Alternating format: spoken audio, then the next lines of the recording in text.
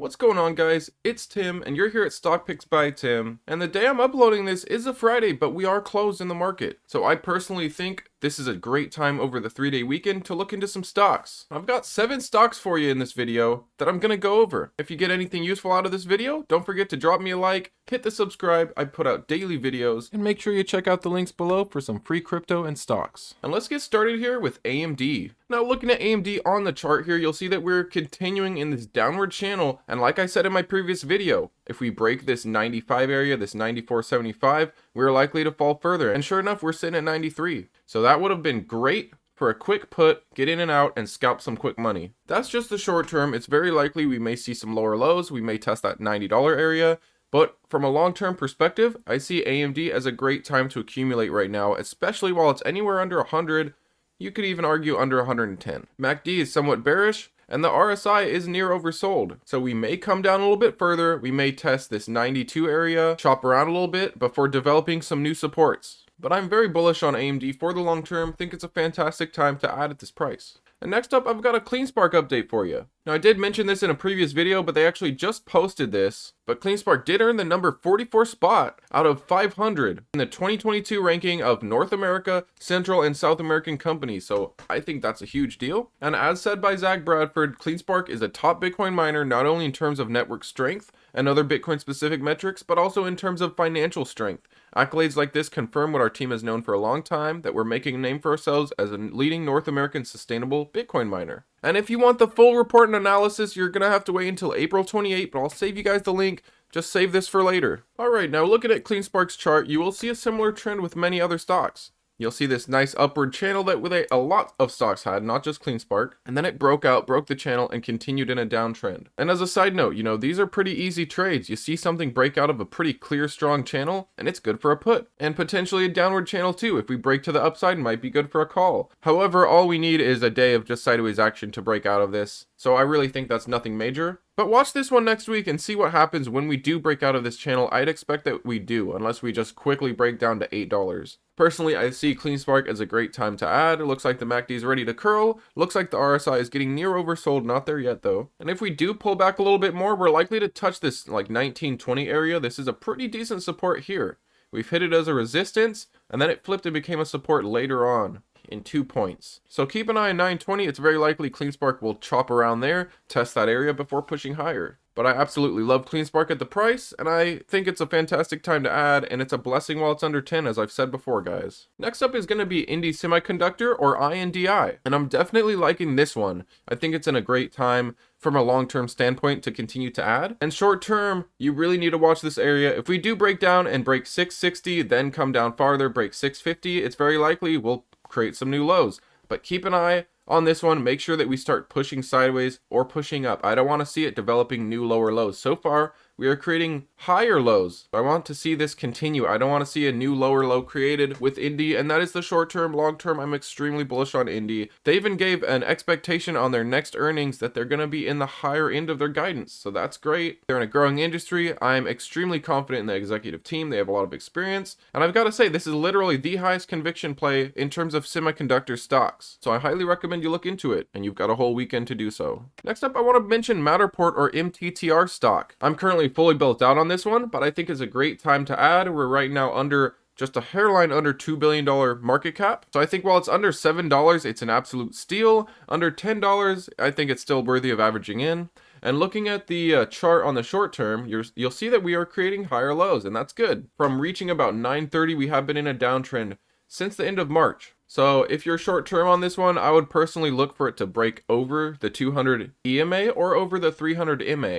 And that may give us the indication we need to know that this is turning around. I want to see this $7 area held and start pushing higher. But it's very likely this does continue in a downtrend, so keep an eye on it. We might push this 650 area, create some lows from there. Hopefully we don't push back towards the 5s. I find it very unlikely, and you'll notice that all stocks were just in this extreme bottom. A lot of stocks were at their low point right at the end of February or at the middle of March. So it depends on the stock, but a lot were at their low point at that point. And Matterport was no different. I personally don't think it's going to get back down there unless suddenly new horrible things came out with Ukraine, new horrible things came out in terms of Fed raising rates even more than expected. But I think a lot of all that news is already here and gone. And the only headwind for Matterport moving forwards is the next couple months of raising interest rates. Once we get past that, it's very likely there's going to be a surge in this one as all those negative fears are behind us. That's just my speculation. All right, next up, looking at ChargePoint. This is my EV pick and shovels play. And lately it's been in a downtrend. And you'll notice this with a lot of stocks. Same thing with CleanSpark. You know, this would have been an easy short right here. Break out of this. You know, we get a confirmation of a new bar and it's good for a breakout.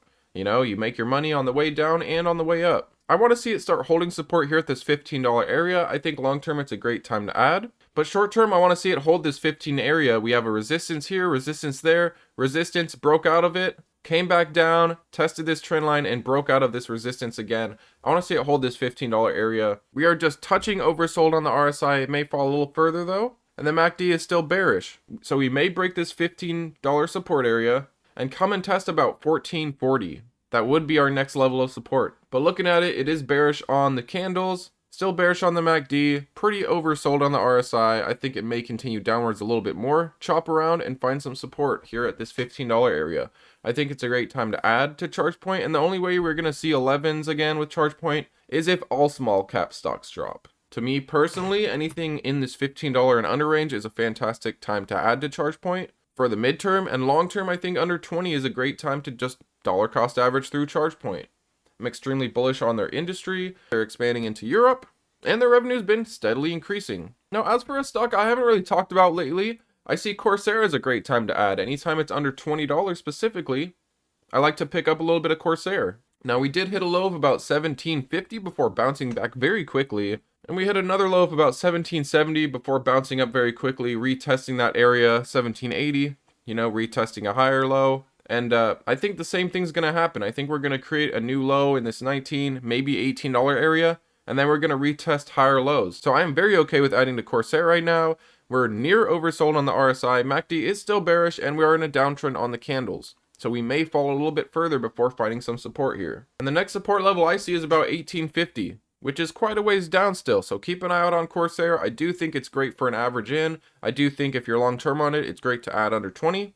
And you know, that's something to think about. A lot of these stocks, almost all these stocks I've mentioned, at once were just about double in price. I mean, I guess with exception of AMD, but you know, CleanSpark, Corsair, INDI, I mean, all of these were at least double in price at one point. Now, just because they're double in price in one point doesn't mean that they're undervalued now. It could obviously mean that they were just heavily overvalued back then, but that's still something to consider, you know, that these are over 50% down. A lot of these in some cases 75, 80% down. So that's just something you got to think about, kind of zoom out a bit and just see how trampled over these stocks have become over the last year or so. But definitely love Corsair for the long term. Think it's a solid add. Next up is another stock that's been absolutely wrecked over the year, and that's going to be Nio. And this is my one Chinese play that I like to invest in. And you'll notice the same story with, you know, ChargePoint and CleanSpark. We had this upward trend, broke out of it, and just continued downwards. We hit this low of about 1780, and we're starting to push higher. Same with Corsair. I think under 20, Nio is a great time to add into. If we do push down, I highly doubt we're going to see this $13 area. That was our absolute low point. That was max fear in the market. And like I've said, a lot of stocks were hitting that point right at that 15th of March or at that end of February. So I personally think Nio is a great time to add. I do think it can push further down.